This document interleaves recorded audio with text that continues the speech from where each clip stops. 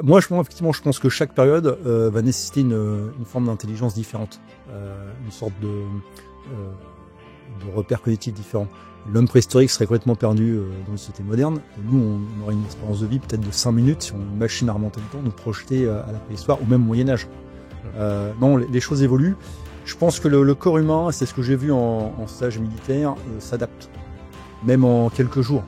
Quelque chose qui vous paraît très dur le premier jour quand on vous balance sur le terrain, vous commencez à prendre des réflexes en 2, 3, 4 jours, peut-être à comprendre certaines choses dans la forêt, comment vous orienter, comment vous retrouvez une sorte de confort, même dans l'inconfort, pour justement préserver votre potentiel d'éveil et de vigilance, donc d'aptitude au combat en fait, très clairement.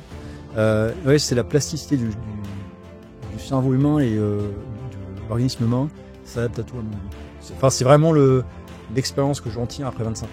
Bienvenue dans Défense Zone, le podcast qui traite des questions de défense et de sécurité. Cette émission est disponible sur toutes les plateformes audio, Spotify, Deezer, Apple ou encore Google Podcast, ainsi que sur notre chaîne YouTube. Pensez à vous abonner et à laisser une note de 5 étoiles pour aider à le faire connaître. Et si vous souhaitez soutenir notre média indépendant, vous pouvez également rejoindre notre espace premium sur défense-zone.com et mettre ainsi la main sur du contenu inédit ainsi que nos magazines papier. Nous vous souhaitons une bonne écoute.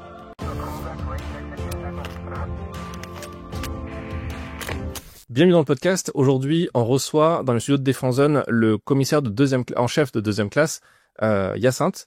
Est-ce que vous pouvez vous présenter d'abord comment on s'adresse à vous pour les commissaires, parce que c'est pas mon colonel, c'est quoi? Bonjour Frédéric, donc tout d'abord merci de m'accueillir dans le studio. Alors en fait, on est un corps à statut particulier, donc on dit monsieur le commissaire, c'est l'appellation. Et en fait, on a une équivalence avec les grades militaires de l'armée de terre ou de l'armée de l'air, par exemple, où moi je suis commissaire en chef de deuxième classe, ça correspond à lieutenant-colonel. Mais l'appellation, quand on discute, c'est monsieur le commissaire. Monsieur le commissaire, très bien. Alors, monsieur le commissaire, est-ce que vous pouvez vous présenter? Alors donc moi je suis un ancien conscrit, j'ai fait mon service militaire en 2000 dans l'armée de terre et ça m'a plu, donc je suis resté. Et en 2008, j'ai passé le concours interne de commissaire de l'armée de terre, qui est devenu ensuite, par un fusionnement des corps, le commissaire des armées. Voilà.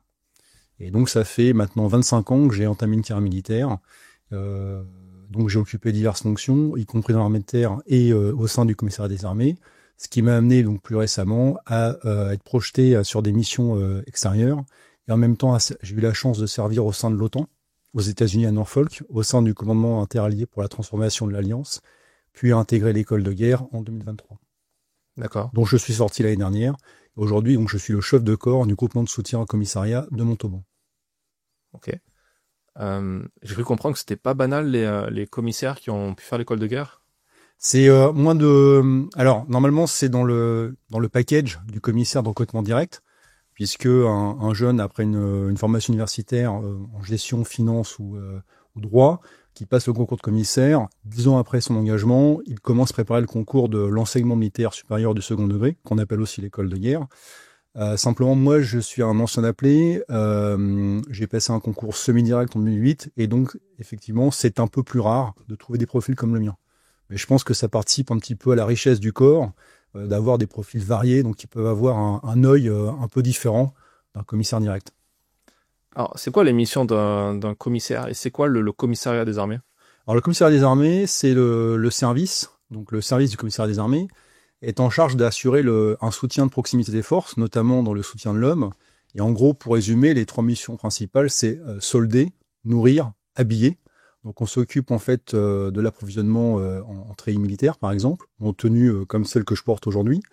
On s'occupe aussi de l'alimentation, donc dans des groupements sur les commissariats, on a des cercles messes, donc qui assurent l'alimentation régalienne des unités. En ce qui me concerne, moi je ne soutiens que des régiments de l'armée de terre, donc c'est l'alimentation des soldats de trois régiments, donc le 10e régiment du génie parachutiste, le 31e régiment du génie et le centre de formation initiale des militaires de Kélus. Voilà, ça c'est une mission importante aussi. Donc nourrir, solder, habiller, et aujourd'hui le commissariat assure une fonction en fait dans le paiement de la solde des militaires. D'accord. Et j'ai cru comprendre aussi que c'était un peu historiquement le rôle des commissaires. Absolument. Alors, le rôle a vraiment évolué à travers l'histoire. Donc, je suis désolé, on va faire un peu d'archéologie historique. Notre corps, en fait, remonte à Jean le Bon, donc XIIIe siècle. Et il faut savoir qu'en fait, à la base, le roi de France, il n'y avait pas de conscription à l'époque, le roi de France engageait des mercenaires, des hommes d'armes pour armer les compagnies et les colonels. Et il donnait donc une somme d'argent assez donc généralement c'était les nobles qui armaient les compagnies ou les régiments, et le roi de France s'est aperçu qu'il y avait parfois un peu d'évaporation.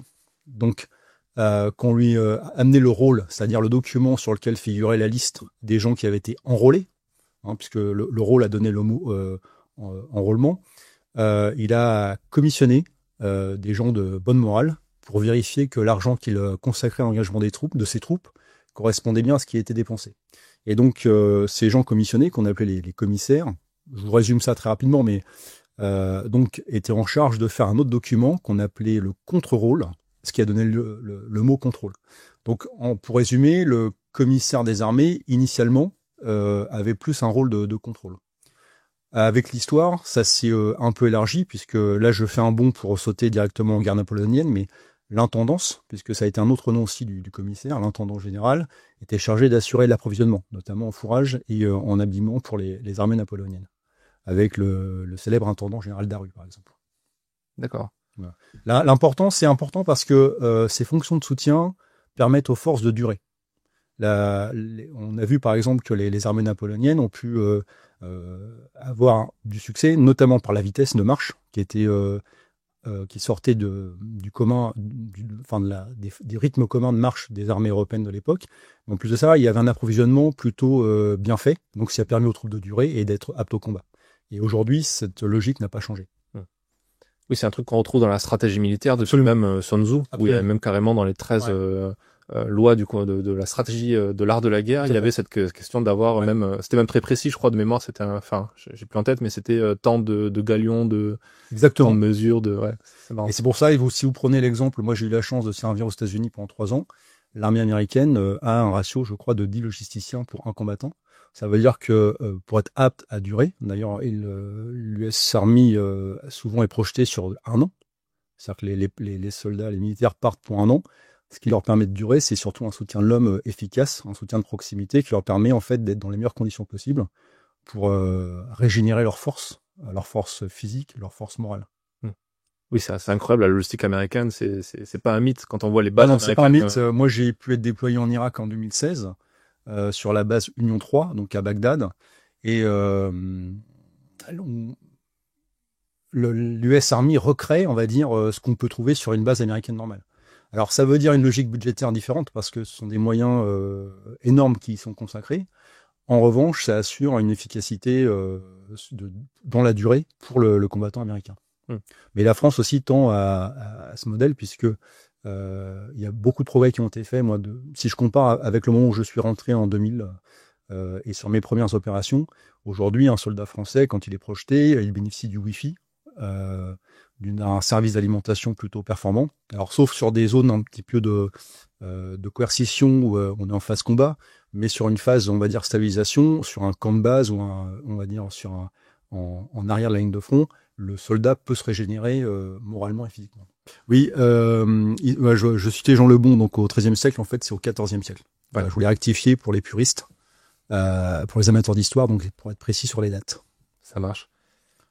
Pour revenir sur les États-Unis, parce que c'est vrai que c'est une question assez fondamentale. Alors la logistique est une question fondamentale pour les armées. La différence à chaque fois, quand on prend on fait la différence entre les États-Unis et la France. Les États-Unis, on a l'impression qu'ils admirent un peu les Français pour le fait qu'on arrive à faire beaucoup de choses avec très peu de moyens. Et pour être allé sur des bases américaines, c'est vrai qu'on le voit. Vous l'avez dit, on essaie de reconstituer l'environnement américain. De mémoire, à Ramstein, il y a carrément, dans la base de Ramstein en Allemagne, il y a carrément des panneaux, il y a écrit Feeling like home. Il y a des magasins de Harley Davidson, il y a un Apple Store, il y a des magasins pour acheter de la déco de Noël dans une base militaire. Pourquoi en France on n'a pas cet état d'esprit? Quand on voit les bases au Mali, par exemple, on allait jusqu'à faire travailler des locaux où on allait acheter le pain dans la boulangerie locale au lieu de le faire envoyer, alors que aux États-Unis, le moindre rouleau de papier toilette vient des États-Unis dans n'importe quelle base dans le monde. Alors, je pense tout d'abord, ça s'explique par le fait que les États-Unis ont un budget de défense de 800 milliards de dollars, ce qui est énorme comparé à nous, ce qui en fait d'ailleurs encore aujourd'hui, même si on entend souvent dire que les États-Unis ont entamé une phase de déclin, ça reste quand même aujourd'hui, à mon sens, mais ça n'engage que moi, l'hyperpuissance. En revanche, le fait que nous ayons parfois recours à du personnel local montre que l'armée française est capable, on va dire, de garder un lien avec les populations locales. Et surtout, ce qui fait un peu l'admiration des Américains à notre égard, c'est notre rusticité. Le militaire français est rustique. Je le compare un petit peu aux soldats britanniques. Moi que j'ai pu voir en manœuvre, notamment au camp de Coïquidan lors d'un échange militaire, il y a une rusticité certaine de l'armée britannique qui est un peu comparable à la nôtre et dont les Américains, on va dire, en moyenne, n'ont pas cette forme d'exigence. Pourquoi ? Parce qu'il y a beaucoup de moyens, et donc quand vous avez beaucoup de moyens logistiques, vous avez forcément tendance à ne pas à rechercher la rusticité. Le soldat français est rustique, donc il arrive à faire face avec moins de moyens que ses homologues américains, et je pense que c'est une qualité qu'il faut garder. La société évolue, on a plus de confort qu'avant. Moi, si je compare par exemple avec mes arrière-grands-pères qui ont été impliqués dans le premier conflit mondial, on voit que les conditions se durcissent. Les gens étaient des ruraux. Maintenant, on a une population d'urbains où les gens sont moins habitués à marcher. Et ça, je pense que garder une certaine aptitude à être rustique, c'est en même temps garder une aptitude à être résilient. Et aujourd'hui, avec les mutations de la société, la résilience, c'est quand même l'objectif que l'on doit avoir en tête en permanence. Voilà. Donc je serais un peu plus nuancé sur le constat entre la différence avec les États-Unis. Certes, ils ont des moyens logistiques, ça c'est indéniable. Est-ce que c'est forcément une excellente chose que cela nuise à la rusticité ? Je n'en suis pas sûr. Moi, je pense qu'il faut garder une certaine aptitude à combattre même en mode dégradé. Et d'ailleurs, je note que à Norfolk, moi j'étais pas très loin de la base des Navy Seals, à Virginia Beach. Une partie de l'armée américaine, même si l'armée des US dispose de moyens énormes, s'entraîne dans des conditions très très rustiques. Très très rustiques. Ouais, la Hell-Week, ça doit pas être le truc le plus fun de l'histoire. Tout à fait, voilà. Donc je pense qu'il faut arriver à trouver un compromis entre les deux, c'est-à-dire quand on peut mettre des moyens logistiques pour assurer, on va dire, l'aptitude du combattant à œuvrer dans la durée, hein, parce que il y a une devise comme ça d'un RPMA qui dit être et durer, il faut durer dans le temps, tout en gardant à l'esprit que parfois il faut savoir être très très rustique dans des conditions très dures. Ouais, il y a une petite phrase de parachutiste qui dit que le para refuse le confort. Non, je crois. Exactement, parce que dans sa prière, donc, comme dit la prière du para, donnez-moi la souffrance. Ouais. C'est vrai que on pourrait se dire quelque part effectivement que le confort du militaire c'est bien et en même temps ça peut le desservir sur un plan purement opérationnel. Est-ce que je crois que je sais pas si c'est une légende ou pas, si c'est vrai ou pas, mais j'avais appris que l'armée américaine avait un contrat avec Burger King qui faisait que c'était obligatoire sur un point de vue légal d'avoir un Burger King dans chaque base américaine et la seule exception ça avait été justement en Afghanistan parce que les mecs abusaient. C'est vrai ça ou pas ? Alors, je ne connais pas l'anecdote de Burger King. Moi, ce que j'ai vu en Irak, à Bagdad, il y avait ce qu'on appelle un Diner Facilities, donc un DIFAC, qui était ouvert H24, même la nuit, parce que les gens faisaient des patrouilles, avec des quantités et un choix de nourriture assez conséquent. C'est-à-dire que si vous avez faim à n'importe quelle heure de la nuit, vous pouvez vous lever et trouver à manger. C'est pas forcément le cas sur une base militaire française projetée, parce qu'il y a des horaires, même s'il y a des modalités pour les gens qui sont en mission de nuit et qui rentrent dans la nuit, mais avec beaucoup moins de moyens. Je pense que l'US Army a besoin de faire ça pour que les gens puissent durer, on va dire, dans le temps. Si vous êtes projeté loin de chez vous pendant 1 an, c'est beaucoup. 4 mois, c'est déjà beaucoup, 4 mois de mission. Et en fait, psychologiquement, être projeté 4 mois, 6 mois ou 1 an, c'est vraiment différent. Les armées françaises se basent sur des missions allant de 4 à 6 mois en général, même s'il y a parfois à la marge des missions de 2 mois pour les pilotes, par exemple. Mais généralement, si je prends le cas de l'armée de terre que je connais le mieux, Une mission, c'est 4 mois ou 6 mois en fonction des mandats. En ayant discuté avec des militaires américains, 1 an, ça nécessite, on va dire, une autre posture intellectuelle et psychologique, notamment vis-à-vis de leur famille, et notamment également de la manière dont ils vont gérer la mission sur la durée. L'isolement à Bagdad, par exemple, parce que c'est une zone dure, il faut que l'homme ou la femme projeté se sente un peu à la maison pour avoir à un moment donné, on va dire, une capacité à régénérer ses forces. Et quand je parle de ces forces, c'est notamment les forces morales. Oui, qui est devenu un peu la tagline du moment avec les éléments de langage du CEMA sur ces questions-là. Pourquoi on a redécouvert ça? Parce que les forces morales, c'est un concept qu'on retrouve chez Clausewitz, chez Sun Tzu même, à certains moments. Pourquoi ça revient un petit peu à la mode? Alors, mais ça n'est que mon avis. On a eu la chance de ne pas connaître un conflit sur le sol français depuis la fin de la Seconde Guerre mondiale, même s'il y a eu après les guerres de décolonisation en Indochine et en Algérie. Et on va dire l'émergence de la société de consommation a créé, à mon avis, une sorte d'hédonisme où les gens ne sont plus forcément prêts à accepter, on va dire, un conflit de haute intensité. Le chef d'état-major des armées, le général Burkhardt, lui a développé un concept resituant un petit peu la France dans son environnement géostratégique, où il parle de compétition, contestation, affrontement, avec la possibilité, par exemple, d'avoir à affronter un ennemi à parité. Donc, par parité, on entend qui dispose d'un moyen, d'un spectre capacitaire égal à celui de la France. Et là, ça voudrait dire en fait des combats durs, y compris éventuellement le cas extrême sur le territoire français. Et ça, les gens ont un peu oublié parce que les personnes qui ont vécu la Seconde Guerre mondiale maintenant sont pour la plupart décédées. Et donc, on n'a plus de témoins directs, hormis les reportages et les documentaires. Simplement, un documentaire, ça n'a pas la même portée ou force quand quelqu'un qui a vécu la chose vous la raconte. Moi, j'ai 51 ans, mes grands-parents sont morts en 2007 et 2008, donc j'ai eu des témoignages directs. Ils avaient 20 ans lorsque le second conflit mondial a éclaté, et j'avais des témoignages directs. Donc effectivement, c'est assez lunaire quand je les écoutais, parce que m'expliquaient qu'il y avait des bombardements, etc. Je pense que le français moyen, je veux dire le citoyen moyen aujourd'hui n'a pas forcément envisagé une telle possibilité. Et pourtant, il suffit d'allumer la télé et voir les bombardements à Gaza, en Ukraine, en Russie, pour voir que justement ça peut arriver très vite et que c'est pas très loin. Oui, mais penser à quelque chose et le vivre sont deux choses différentes. Moi, je l'ai connu pendant mes stages militaires. Quand vous allez faire un stage militaire qui est un peu difficile, un peu rustique, donc vous êtes content de le faire, vous êtes excité à l'idée d'y aller. Et une fois que vous êtes dedans, notamment c'était quand j'ai passé une qualification montagne, l'ascension est dure, donc vous avez parfois envie d'abandonner, il faut pas. Et je me souviens qu'il y avait un décalage entre le moment où j'y pensais, je me dis je vais avoir mon brevet, j'étais très content, mais sur le moment, c'est dur, donc il faut s'accrocher. Et il faut essayer de réduire, enfin de vraiment bien prendre conscience d'une chose dans sa réalité.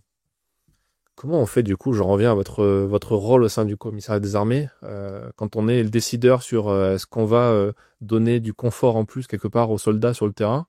Est-ce qu'il y a cette réflexion de se dire là on va pas trop donner de confort, on va pas trop équiper les gens pour peut-être trop mal les habituer à ce genre de choses? Ça c'est pas dans c'est pas dans ma gamelle, pour parler un peu également.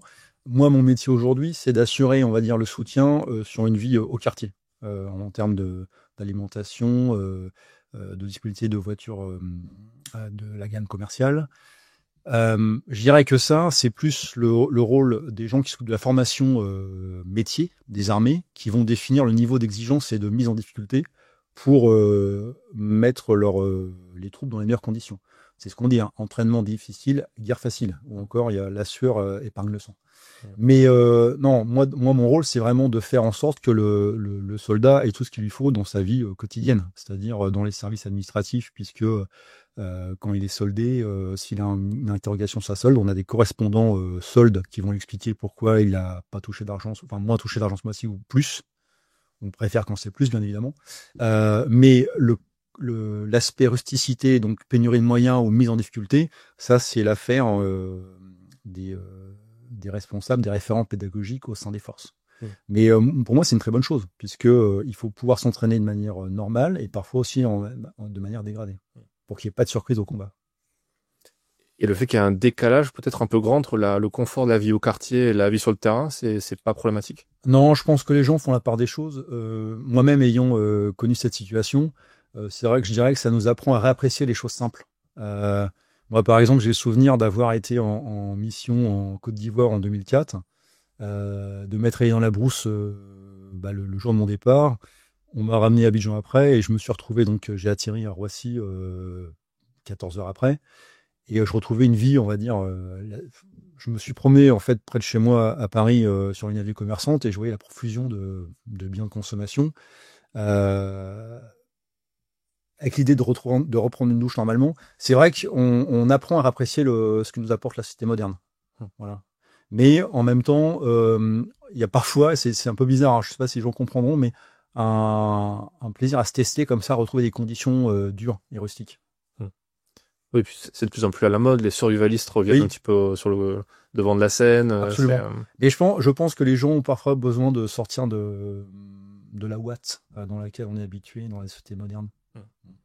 Et il y a même, je crois que j'en avais parlé dans un autre podcast, mais quelqu'un qui avait fait une étude sur la question de l'intelligence, qui disait, qui se posait la question, est-ce qu'on est de plus en plus con ou pas, pour pas être trivialement, et lui disait en fait, quand on regarde les études sociologiques, quand on regarde les études, en gros, on voit que non, on n'est pas de plus en plus bête parce qu'on a de plus en plus de points de QI.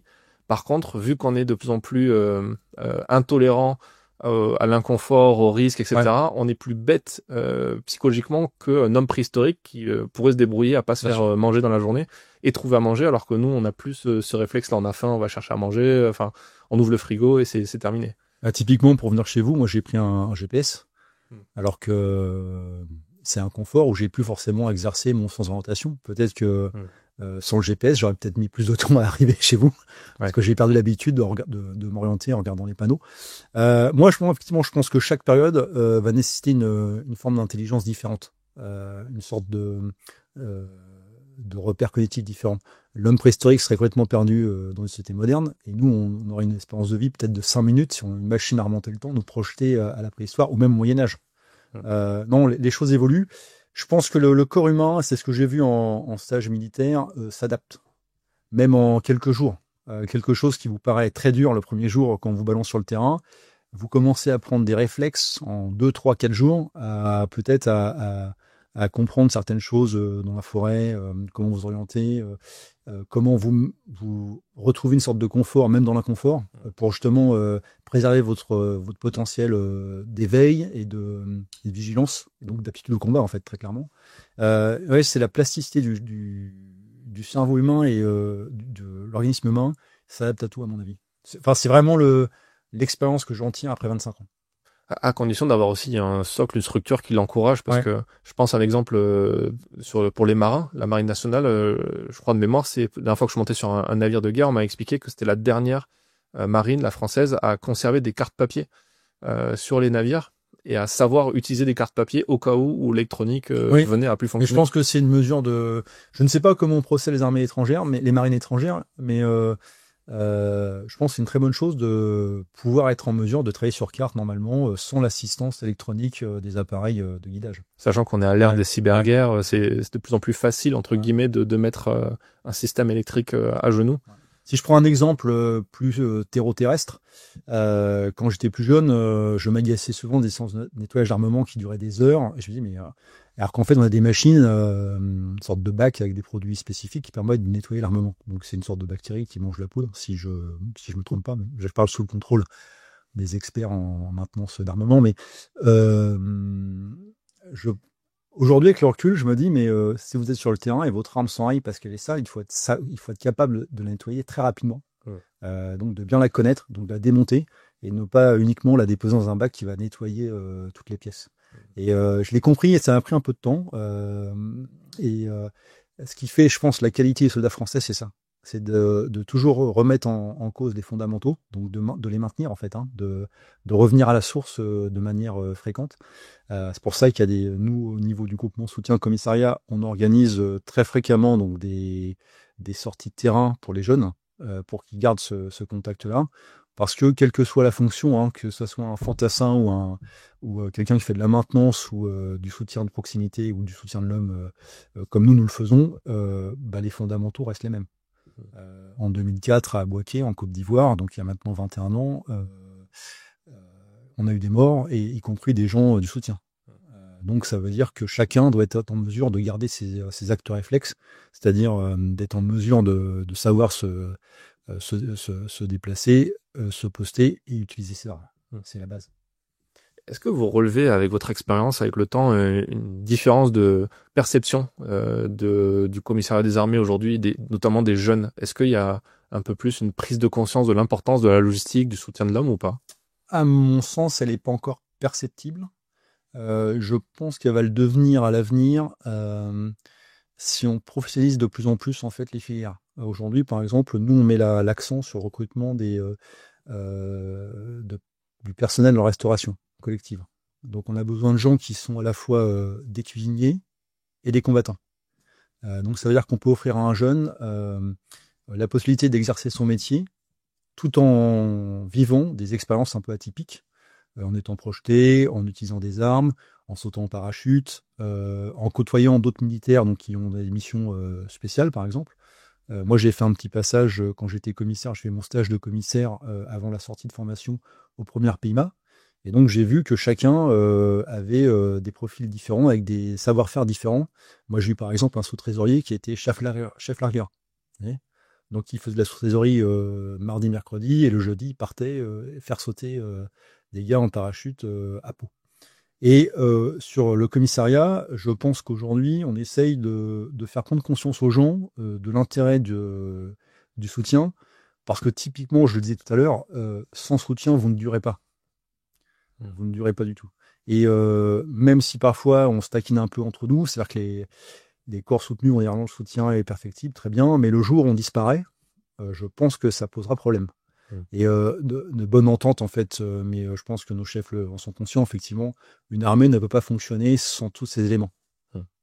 C'est pour ça qu'il faut garder les savoir-faire, même si on fait des métiers qui sont, on va dire, à destination civile, parce qu'un trésor, enfin, un cuisinier, on entre dans le civil. Un fantassin mettant en œuvre des systèmes d'armement, on n'entre pas forcément dans le civil. C'est pas un métier transposable. En revanche, il faut garder cette dimension militaire et que chacun comprenne que chacun est indispensable à l'autre. C'est-à-dire que nous, on est là pour soutenir des forces, des soutenus, et les soutenus doivent comprendre que sans nous, les choses se feraient pas du tout, en fait. Parce que, par exemple, sur la solde, si vous ne payez pas quelqu'un, il sera pas disponible dans sa tête pour assurer sa mission dans les meilleures conditions. Voilà. Ça, c'est des choses auxquelles moi, je suis assez sensible.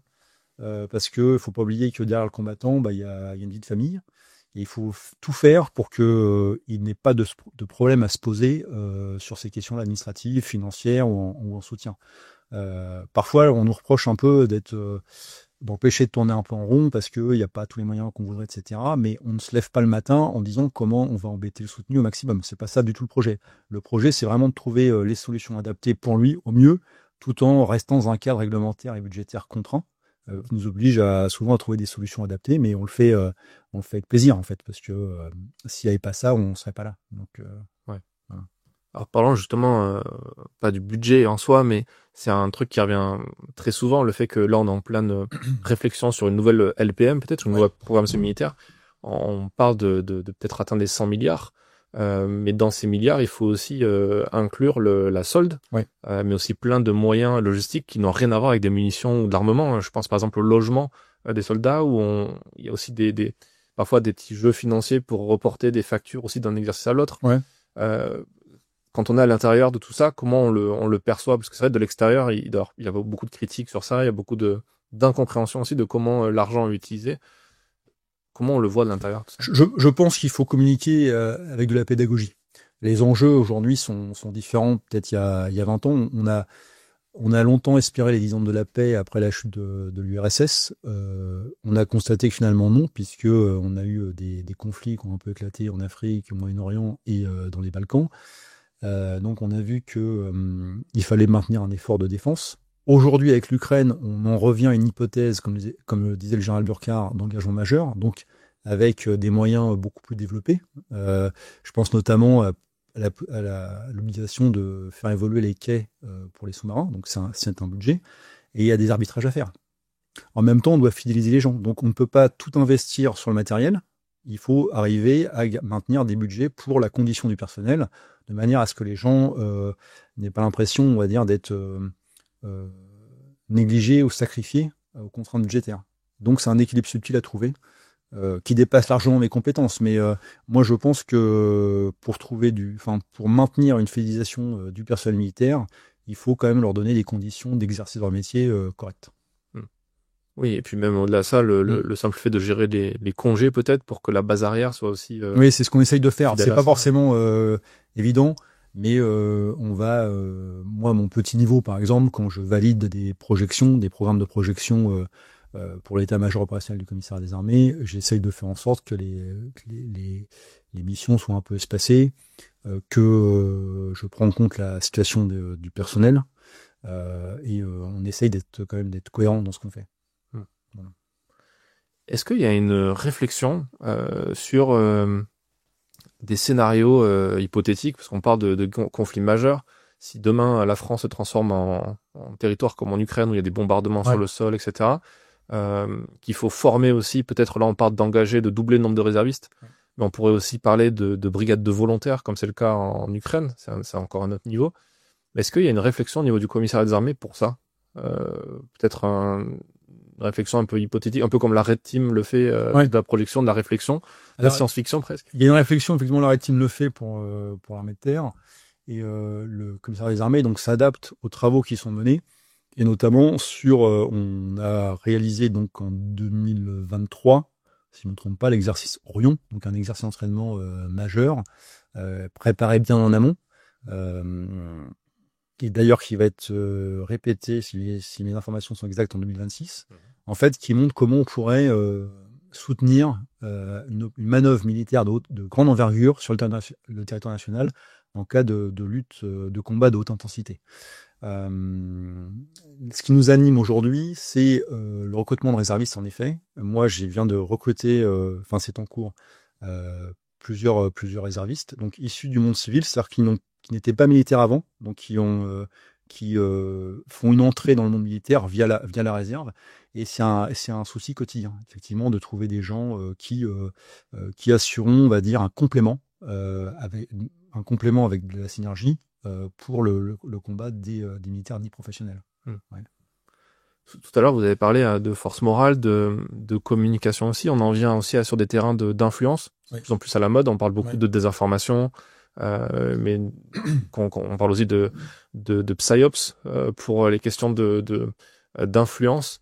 Est-ce qu'il y a une réflexion aussi au niveau du commissariat des armées pour ça? Alors, le sujet, moi, m'intéresse à titre personnel parce qu'en fait, c'est un sujet sur lequel j'ai travaillé pendant ma scolarité à l'école de guerre. J'étais d'ailleurs le président du premier comité influence, puisque l'école de guerre en fait fonctionne en parallèle des groupes d'études. Vous avez ce qu'on appelle des comités qui travaillent sur des différents thèmes, comme il y a le comité stratégie, le comité histoire, le comité géopolitique, le comité dissuasion, et en 2023 a été créé le comité influence suite à la décision du président de la République d'ériger la fonction influence comme 6e fonction stratégique du concept stratégique français. À mon sens, c'est encore en début de mise en place. Récemment, donc, vous avez à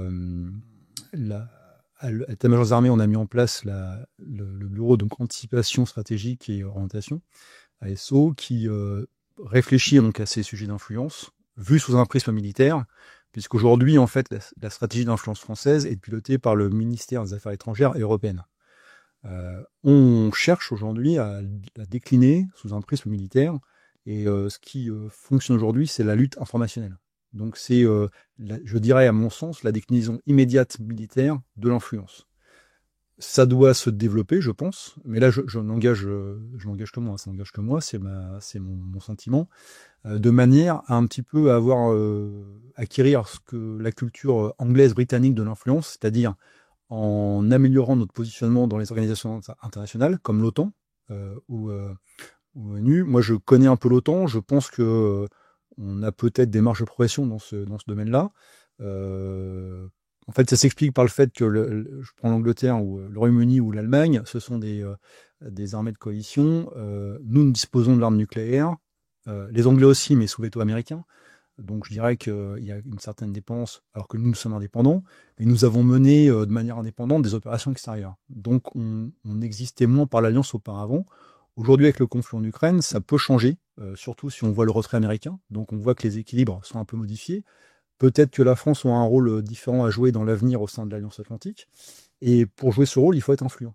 Il faut être influent. Et l'influence, ça passe par une certaine stratégie déclinée au sein des alliances, en occupant certains postes, des postes, je dirais, clés à tous les échelons. Et pour moi, aujourd'hui, la notion d'influence, c'est un peu comme Monsieur Jourdain de Molière qui faisait de la prose sans le savoir. La France a toujours été influente. Pour l'anecdote, moi je suis un fan d'histoire. Il faut savoir par exemple qu'à Waterloo, les armées, les forces coalisées commandées par Wellington communiquaient entre elles en français pour combattre la France. Donc ça dénote quand même une certaine forme d'influence. Je vous recommande d'ailleurs un livre de l'académicien Marc Fumaroli qui a écrit, c'est un peu ancien maintenant, ça a peut-être 20 ans ou 25 ans, c'est quand l'Europe parlait français. Donc la France a fait de l'influence. On a la dissuasion nucléaire, on est forcément influent quand on possède l'arme atomique. Maintenant, ce qui change aujourd'hui, à mon avis, avec la Revue nationale stratégique de 2022, c'est la volonté de le formaliser. Et donc peut-être de poser une vraie doctrine pour formaliser un petit peu tout ça. Et d'ailleurs, ça s'était traduit très naturellement fin 2023 par la parution d'un document de doctrine sur la lutte informationnelle. Je crois que ça date, si mes souvenirs sont bons, de décembre 2023. Alors, mon avis personnel sur la question, c'est que la France a pris conscience de la nécessité de développer, d'asseoir une stratégie d'influence pilotée, réellement pilotée, sans forcément se reposer un petit peu sur les acquis de l'influence française dans l'histoire. Maintenant, il faut prendre en compte les nouveaux enjeux, les nouveaux équilibres, hein, puisqu'on voit que les équilibres changent, et il faut repenser l'influence pour la développer. Je crois que le général Yanni, Pascal Yanni, qui dirigeait ASO en 2023, est un des fers de lance d'ailleurs de ce domaine, puisque j'avais assisté avec lui à un colloque, il était intervenu d'ailleurs à un colloque sur la suprématie cognitive à Stockholm en 2024. Voilà. Donc je crois que c'est vraiment un sujet sur lequel la France se positionne, et qui a beaucoup de choses à faire, et c'est ce qui rend la chose assez intéressante. Moi-même, ayant travaillé sur ce sujet-là à l'école de guerre, je m'y intéresse beaucoup, je travaille dessus aussi, donc j'ai été publié dans ce domaine-là, et aujourd'hui, à mon avis, il y a un travail de doctrine à poser, donc élargir la lutte informationnelle, la doctrine de la lutte informationnelle, je pense qu'il faut l'élargir sur pourquoi pas revenir à ce que font les autres, hein, nos partenaires, donc avec de la guerre informationnelle, de la cyberinfluence. Je pense qu'il ne faut pas être timoré dans le domaine, il ne faut pas se complexer. On a beaucoup de moyens, on a des savoir-faire, on a une jeunesse formée dans le domaine du cyber, et on n'en est qu'au début, c'est ce qui est excitant. Super intéressant. Pour revenir un petit peu sur la logistique, et vous avez parlé de l'OTAN, c'est vrai que si les États-Unis demain se désengagent, on a commencé à faire un peu les calculs, on a voir un peu combien de soldats il reste en Europe sans les États-Unis pour voir est-ce qu'on peut faire face aux Russes, et il y a pas mal de chiffres qui sont sortis, on a démontré qu'on était la première armée dans le monde, quelque part, si on met tout bout à bout. Les Européens, voilà, les Allemands, les Français, les Anglais, etc. Mais coordonner une force comme ça, c'est pas si simple, on le voit sur les manœuvres, l'interopérabilité, c'est bien sur le papier, mais c'est pas toujours très bien exécuté. Et la question, c'est sur la partie du soutien, est-ce que c'est quelque chose qui est travaillé? Est-ce que c'est quelque chose qui est anticipé aussi, le fait parce que si demain il y a une coalition franco-anglaise ou franco-allemande, comment ça se passe au niveau du soutien? Alors, il y a des exercices déjà qui sont faits, des exercices bilatéraux qui sont faits là, conjointement avec des partenaires, comme les Anglais, par exemple, ou les Allemands. Pour avoir travaillé à l'OTAN, pour moi, le problème majeur, c'est la langue. C'est-à-dire que pour être interopérable, il y a des procédures, donc c'est très très bien, mais il faut une connaissance de la langue, il faut une langue commune. Vous voyez, par exemple, les Australiens et Néo-Zélandais qui ne sont pas de l'OTAN ont quand même des facilités à travailler avec les Américains et les Britanniques en raison de la langue, pour des raisons historiques qui s'expliquent très très bien. Moi, je pense que là, il y a un effort à faire sur il faut trouver une langue, enfin, peut-être l'anglais, hein, mais ça sera sans doute l'anglais, mais il faut peut-être développer une politique de formation volontariste sur les langues, de manière à ce qu'on comprenne bien pour même en négociation entre partenaires, pour négocier finement, il faut bien maîtriser la langue. Ça, c'est indispensable. Mais je dirais qu'il faut pas non plus être pessimiste parce que les procédures OTAN qu'on a aujourd'hui, moi, quand je vois par exemple, on peut inclure dans un groupe aéronaval un bateau d'un partenaire, enfin d'un allié, sans problème très rapidement, ça montre que ça marche quand même. Ouais, je pense qu'il faut pas tout le temps se flageller. Je pense qu'il y a des choses qui marchent bien et le côté interopérable, il est là. La preuve, on fait des opérations conjointes et des exercices conjoints comme Call Response par exemple, qui est quand même un exercice de grande envergure et ça marche plutôt bien. Alors à mon sens, voilà, c'est ça. Peut-être une connaissance mutuelle accrue des fonctionnements des armées étrangères et peut-être développer le vivier d'officiers, enfin de militaires et d'officiers que je qualifierais d'otaniens, donc de gens qui ont été habitués à travailler au sein de l'OTAN. Maintenant, pour répondre à votre première question, si les Américains se retirent de l'OTAN, alors soit plusieurs hypothèses, soit ils s'en retirent complètement, mais moi je n'y crois pas trop, soit ils pourraient se retirer un peu comme nous on a fait en 66, ils pourraient se retirer du commandement intégré de l'OTAN. Donc être moins présent. Là, ça laisse la place à des repositionnements. Est-ce que la France, qui est la seule armée dotée de l'arme nucléaire dans l'Union européenne, pourrait éventuellement occuper une place de leader bien évidemment en concertation avec nos alliés. Je crois savoir que la Pologne a entamé une politique de rénovation de son dispositif et de ses programmes d'armement assez ambitieuse. Donc ça pourrait en termes d'effectifs éventuellement arriver à avoir une place première dans l'Union européenne. Les Allemands également, je pense, ont un objectif de ramener, de modernisation de leur équipement de défense à 200 milliards d'euros, je crois savoir. La France, à mon avis, elle a un rôle à jouer si les Américains se retiraient totalement partiellement de l'OTAN. Voilà. Et sur cette partie logistique, comment... Alors sur la logistique, je pense qu'il faut arriver peut-être à mutualiser mieux les moyens des partenaires européens. Voilà. Parce que la logistique américaine fait qu'aujourd'hui, l'OTAN, c'est les États-Unis. Bon, je trahis pas de secret en disant ça, c'est un secret de polichinelle. Là, ça voudrait dire qu'il faut avoir une politique ambitieuse d'équipement. On a commencé en logistique à s'équiper. Je sais que par exemple pour la France, on est capable le soutien de l'homme, on est capable de déployer des bases vie quand même bien équipées, où les gens peuvent avoir une hygiène, se laver, être restaurés au niveau de l'alimentation dans de bonnes conditions, ce qu'on appelle par exemple les éléments tractables de cuisine, des remorques douches. C'est impressionnant d'ailleurs de voir en Afrique où il n'y a rien, vous arrivez à déployer une petite base vie où les gens, après des patrouilles, peuvent se remettre en condition et donc redevenir très efficaces au combat en patrouille après. Pour avoir testé les douches de campagne au Sahel, c'est incroyable. C'est bien, hein, ouais, c'est bien. C'est vraiment chouette. Les petits compartiments pour mettre des fringues et tout, c'est quand même super bien. Vous voyez que le commissaire des armées est utile. Ah, bah alors ça, j'en ai jamais douté. Voilà. Mon meilleur pote à chaque fois, c'était le major de camp, donc. Il faut. Non mais c'est. En fait, et je vois par rapport à certains partenaires étrangers, notamment des pays de l'Est, il est clair qu'on a un petit coup d'avance sur ce type d'équipement. Maintenant, il faut peut-être développer ça en termes quantitatifs. Voilà, en acquérir plus et penser maintenant à une manœuvre de corps d'armée en fait. Tout ça, c'est du Made in France d'ailleurs, tout ce matos en termes de soutien de l'ordre, parce qu'on parlait de la dominance états-unienne avec tout le matos, on pense au F-35, aux Patriots, etc. Tout l'armement européen quasiment et américain, en dehors de ce encore que même en France, on a quand même beaucoup de trucs américains. Le soutien, c'est quand même du Made in France. Oui, on a beaucoup de choses produites en France. Je peux pas faire de publicité et dire les noms, mais on a pas mal de choses produites en France. Et avec un petit environnement start-up aussi ou dans l'innovation, oui, notamment au niveau du textile, il y a alors je suis pas expert du domaine habillement, mais on travaille, je crois savoir que le service commissaire des armées travaille avec des entreprises qui parfois font des prototypes pour tester de nouvelles matières. Le treillis BME, le nouveau treillis, d'ailleurs, en est un exemple. Ouais. On voit qu'on travaille sur des nouveaux motifs et de nouvelles matières différentes.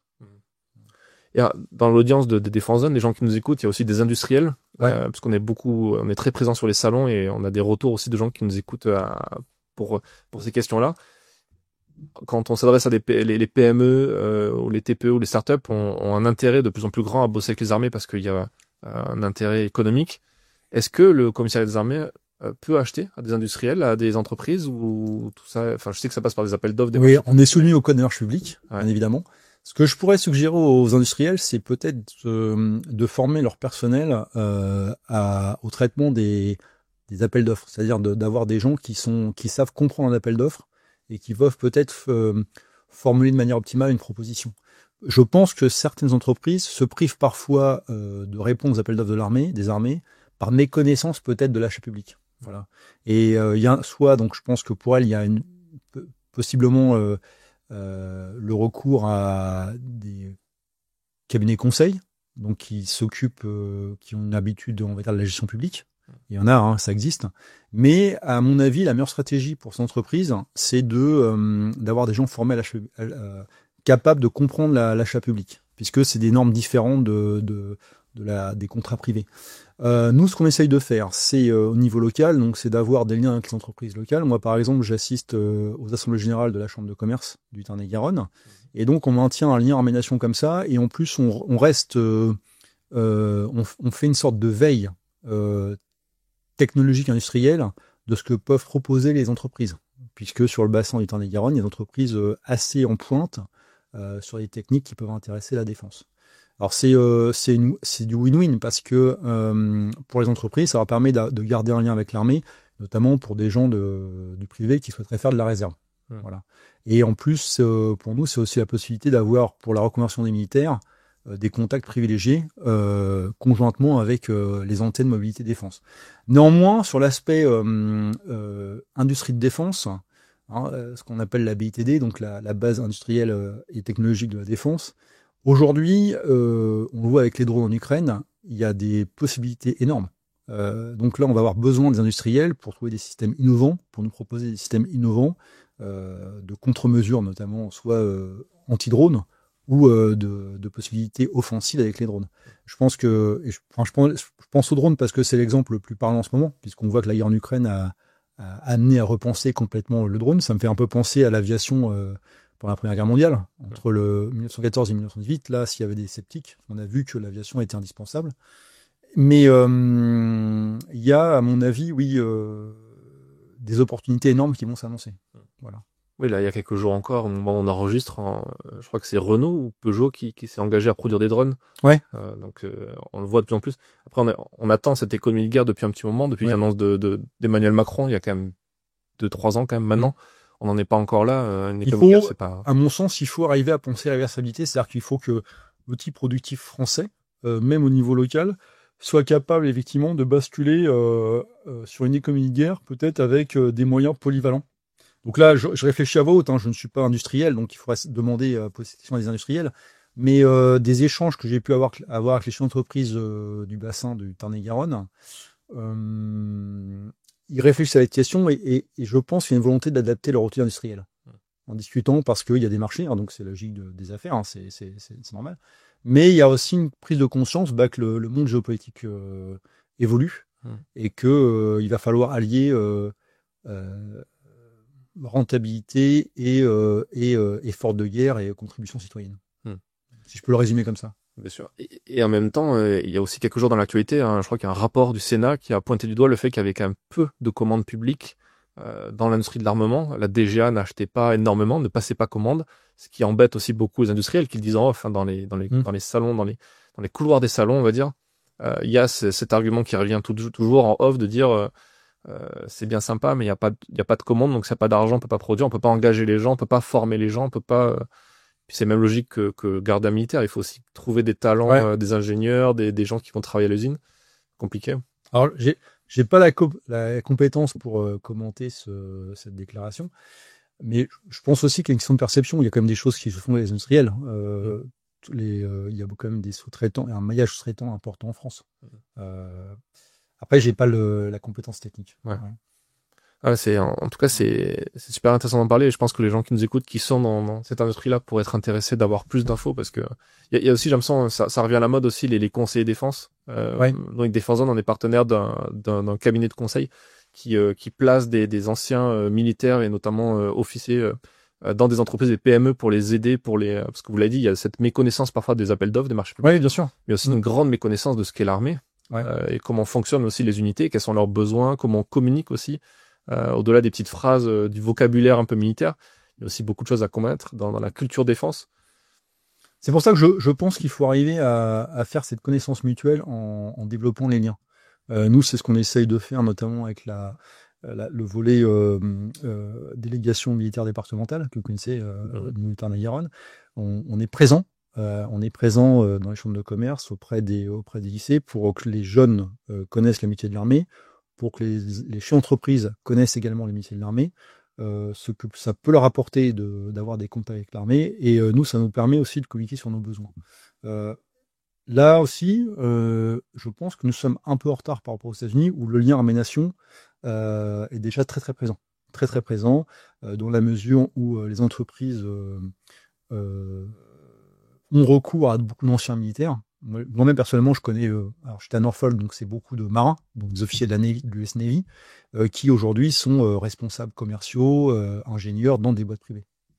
Voilà. Je pense que ça se fait en France, mais la suppression du service national a peut-être freiné un peu ça, puisque avant, n'importe quel DRH dans les années 70 avait fait le service militaire et connaissait en fait un peu l'armée.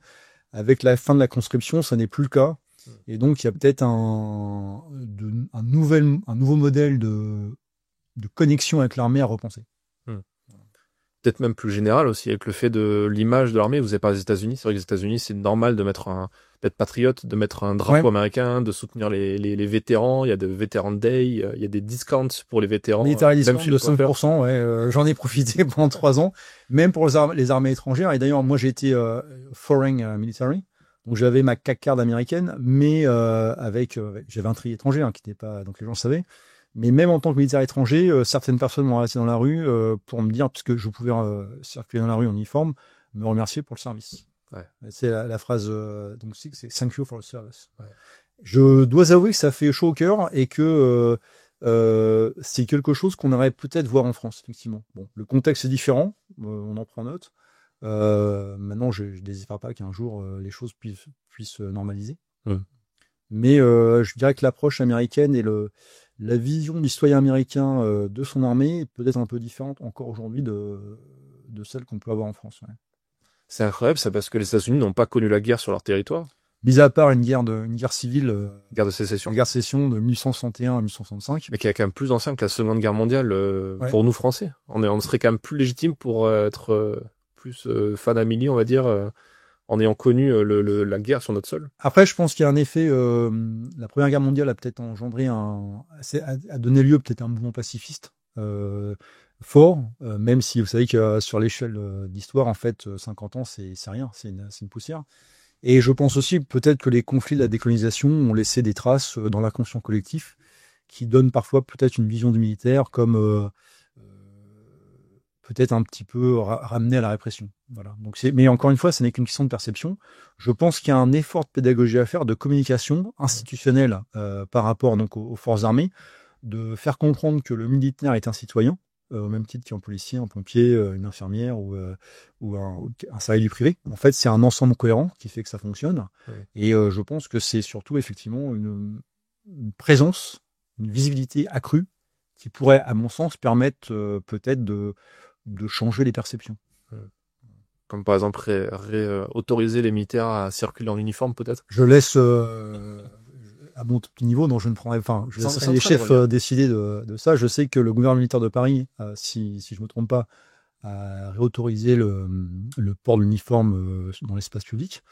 Je pense que c'est une mesure positive, puisqu'elle habitue les gens à revoir du militaire en tri, pas uniquement à sentinelle. Ouais. C'est clair. C'est peut-être même moins agressif au final que de voir des gens complètement armés, casque lourd, sous bras. Les gens ne devraient pas se sentir agressés. Moi, je pense qu'au contraire, une présence armée sur le territoire montre que, on le sait, le contexte parfois sécuritaire n'est pas forcément optimal. On a connu des périodes, on va dire, plus insouciantes que maintenant. Mais ça veut dire que la France dispose comme une force armée présente, effective, sur le plan quantitatif et qualitatif. Et pour moi, ça aurait plutôt un côté rassurant.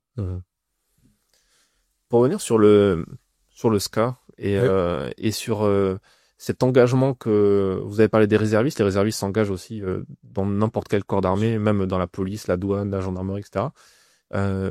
Comment vous faites pour attirer du jeune engagé pour devenir commissaire aux armées? Alors, au niveau national, il y a une politique de communication assez bien engagée. Il y a une participation sur les salons d'étudiants. Il y a des conférences données, si je ne me trompe pas, dans les universités, dans les écoles de commerce. Là, je parle sous réserve de la conseillère recrutement, mais Je sais qu'il y a des actions de communication très fortes. Nous, au niveau local, moi, je rencontre régulièrement des jeunes parce que j'ai des classes défense. Donc, j'ai déjà une classe défense partenaire du GSC, Groupement Soins Commissariat de Montauban, et j'en développe d'autres actuellement. Donc, pour favoriser en fait le recrutement des commissaires, on s'adresse à une population plutôt lycéenne, donc qui va faire des choix d'études universitaires ou d'études supérieures, et on leur montre ce qu'offre le métier de commissaire. Donc, c'est-à-dire le fait d'être un administrateur militaire, c'est-à-dire de développer un savoir-faire qu'on peut trouver dans le civil, juriste, économiste, gestionnaire, logisticien, mais dans un environnement militaire. Donc, pour quelqu'un qui pourrait tout à fait faire une carrière, ou une première partie de carrière professionnelle, c'est-à-dire y rester 10 ou 15 ans, donc pour se faire des souvenirs d'aventure auxquels tu pourras parler à ses petits-enfants plus tard, pour lui donner une vie effectivement riche au sens riche en aventures humaines, en situations complexes à gérer, parce qu'en fait c'est comme ça qu'on progresse en se lançant des défis. Voilà, on communique comme ça, et moi je n'ai pas encore fait de salon étudiant, mais mes camarades commissaires, certains en font fréquemment. Moi, mon action locale, c'est surtout elle s'adresse surtout aux lycéens, des lycées aux alentours. Alors, autre que le commissaire, puisque le commissariat n'est pas constitué que de commissaires des armées, on a aussi des officiers, des sous-officiers, des militaires du rang et du personnel civil. Moi, j'essaye de voir notamment sur les métiers de restauration, qui sont des métiers un peu en tension aujourd'hui, parce qu'on a du mal à recruter parce qu'il y a une pénurie de personnel dans ce domaine-là. Moi, j'essaye de communiquer auprès de lycéens. Je participe à des forums étudiants. J'ai participé au Forum des métiers de Montauban il y a maintenant 2 mois, si je ne me trompe pas de date. Voilà, on communique.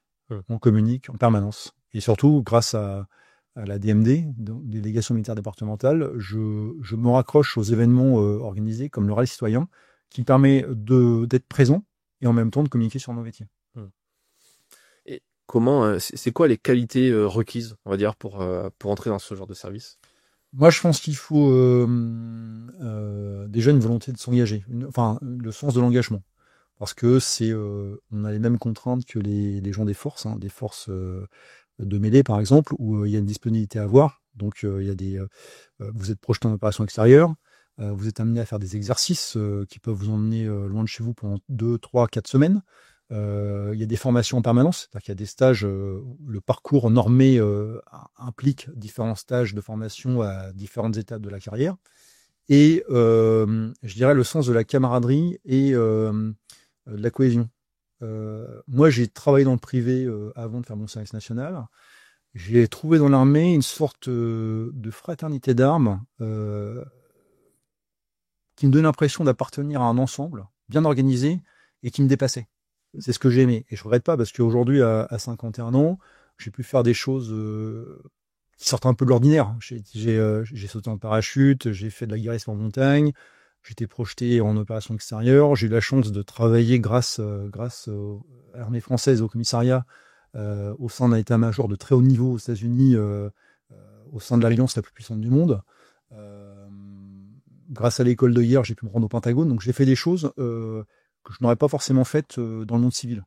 Donc j'en suis très content, et je pense qu'on peut offrir ça à un jeune aujourd'hui qui souhaiterait avoir une carrière qui sorte un peu de l'ordinaire. Voilà. Bien qu'une société est constituée de tout, mais pour quelqu'un qui aime l'aventure et qui a le sens, en fait, qui cherche un collectif. Pour moi, le sens, voilà, le maître mot, c'est le collectif, c'est-à-dire un but vers lequel tout le monde tend et tout le monde s'implique. Et surtout, c'est la capacité à nous faire découvrir des potentialités qu'on n'aurait pas soupçonnées, à mon avis, dans le monde civil. Physiquement, moralement, intellectuellement. Voilà. Ouais. Et surtout, quand je vois mon parcours, et j'en remercie le commissariat des armées, c'est que pour quelqu'un qui veut s'en donner la peine, tout est possible. Tout est possible. Voilà. Il y a un escalier social qui fonctionne. Il y a un escalier social qui fonctionne très bien et qui vous amène à des choses. Moi, j'ai un souvenir assez ému quand je suis rentré au Pentagone, par exemple. Puisque je voyais le Pentagone plus jeune dans des séries télévisées, d'espionnage, etc.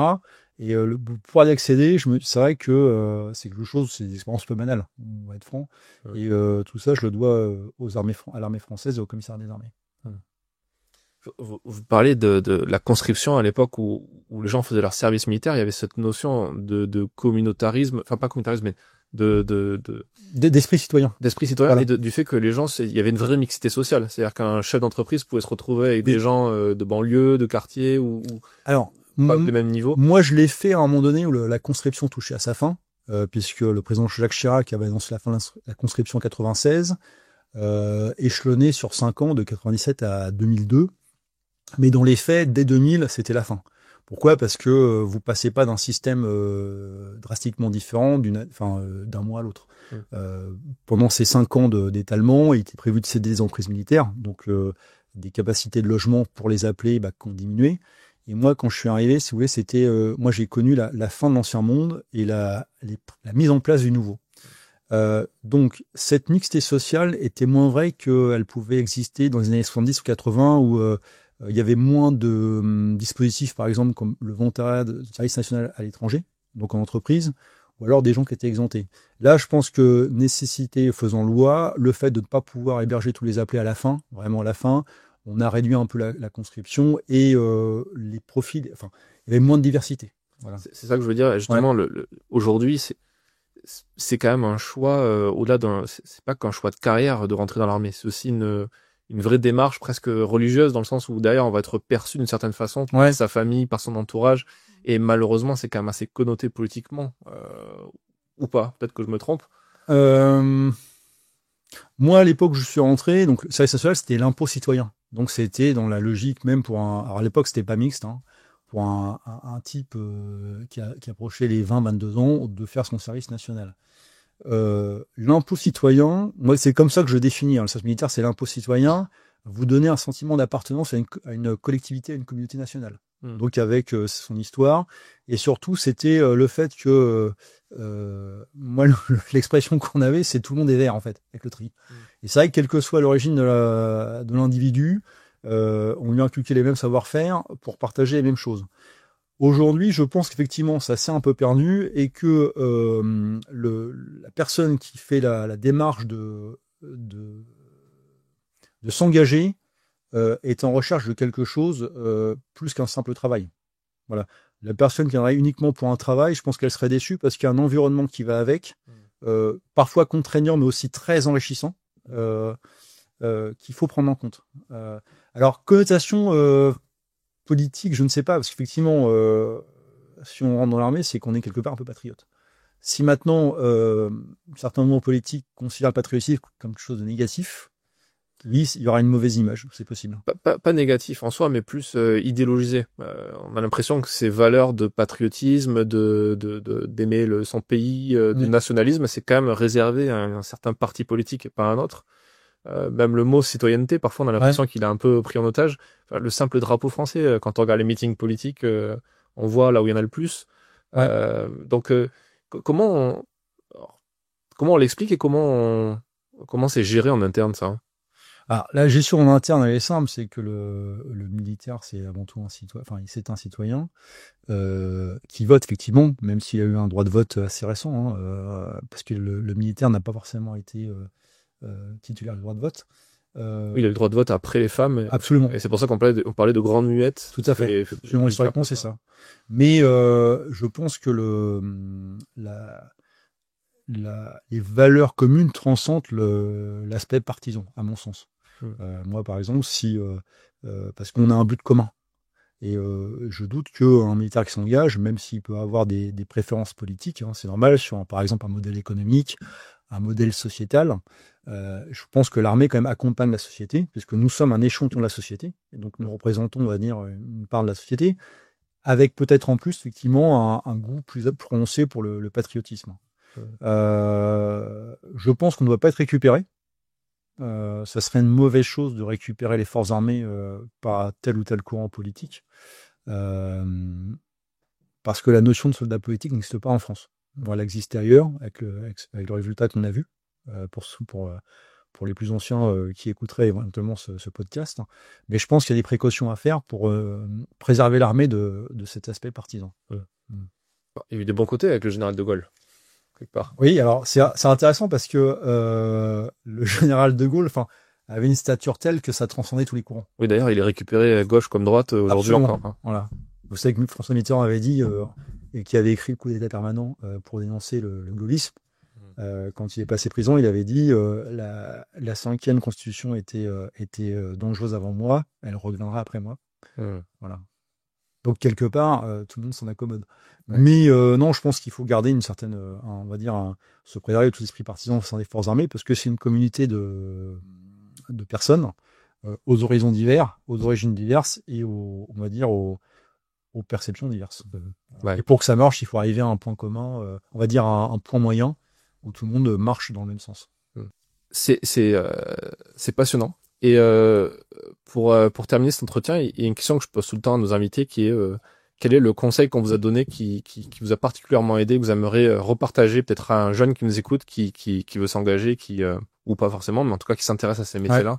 C'est quoi le truc qu'on vous a dit qui vous a particulièrement marqué? Alors moi, j'ai eu la chance très vite quand je me suis engagé dans les armées, c'est de rencontrer des gens qui m'ont fait comprendre que se former, se maintenir à niveau était un devoir. Quand je dis se former, c'est se maintenir, développer ses compétences physiques, intellectuelles, psychologiques. C'est-à-dire que moi je dirais à un jeune aujourd'hui, forme-toi en permanence. Moi j'occupais des postes où la langue anglaise n'était pas forcément nécessaire, mais j'ai toujours tenu à me former en anglais, à entretenir mon niveau d'anglais, et ça m'a permis d'avoir un poste intéressant aux États-Unis pendant 3 ans. La culture générale. Le général de Gaulle disait en fait que l'expérience du commandement reposait surtout sur la culture générale. Lisez, instruisez-vous, en histoire notamment. Ça évitera d'ailleurs de faire des confusions de siècles comme j'ai fait tout à l'heure en début d'interview, puisque Jean Lebon, là je le précise, c'était au XIVe siècle. Oui, c'est ça, se former en permanence. Croire que on a passé un diplôme, quel qu'il soit, universitaire ou non, et que c'est fini, non, au contraire, ça n'est que le début. Et je dirais qu'il faut se former en permanence, rester en éveil. Ça, c'est quelque chose qui fait que je pense que j'ai pu progresser. À mon petit niveau, c'est que j'ai compris cette nécessité de se développer, physiquement, intellectuellement, moralement. Et aujourd'hui, je dirais que un jeune a tous les moyens de le faire. Vous voyez, je prends l'exemple. Moi, j'écoute, je vais sur YouTube pour écouter les actus en langue anglaise. Je parle un peu espagnol également. Je me forme à d'autres langues aussi. On a tout. Il y a 30 ans, il n'y avait pas tout ça. Il fallait acheter des documents, les commander par la poste, des supports d'une VHS de 2 heures. Et voilà. Aujourd'hui, c'est à profusion de manière illimitée. Et je dirais, là, je vais faire un peu peut-être le vieux con, mais il n'y a pas d'excuse. Voilà. Donc, il faut juste un peu trouver de temps et se discipliner intellectuellement. Voilà. Pas forcément attendre la motivation. La motivation, c'est très fluctuant. Des fois, on a envie, des fois, on n'a pas envie. On n'a pas forcément envie de courir quand il pleut. Et en fait, plus que la motivation, c'est la discipline personnelle, intellectuelle et physique. Moi, c'est ça le conseil que je donnerais de manière prioritaire, c'est formez-vous et développez une discipline personnelle qui vous permette, quelles que soient les circonstances, d'établir votre progression. Voilà. Ouais, la discipline, c'est le truc qui marche. Ça peut vous changer une vie. En fait, c'est pas la peine d'accomplir des choses extraordinaires une fois tous les 4 ans, mais formez-vous en langue, par exemple, un quart d'heure tous les jours. Vous verrez qu'au bout d'une année, ça fait pas mal de volume et de capacité de progrès. Voilà. La régularité et la discipline. C'est les 2 conseils que je donnerais à un jeune qui rentre au sein des armées. Et surtout, essayer d'avoir une vision claire de ce qu'il veut faire. De se projeter, toujours penser à l'étape d'après. Moi, quand je prends un poste, je pense au poste d'après. Voilà, c'est ça. Donc, prévoir et se discipliner. Je le répète, mais c'est important. La répétition est un peu la base de la pédagogie militaire. Et c'est ce qu'on appelle la martothérapie. Régularité et discipline. Voilà. S'il y a un truc à retenir de ce podcast, pour un jeune, c'est ça. C'est un très bon conseil. Merci. Merci à vous pour cet échange. Merci d'avoir écouté cet épisode jusqu'à la fin. S'il vous a plu et que vous souhaitez soutenir notre travail, abonnez-vous au magazine papier trimestriel en vous rendant sur le site défense-zone.com. À très vite pour un prochain épisode du podcast.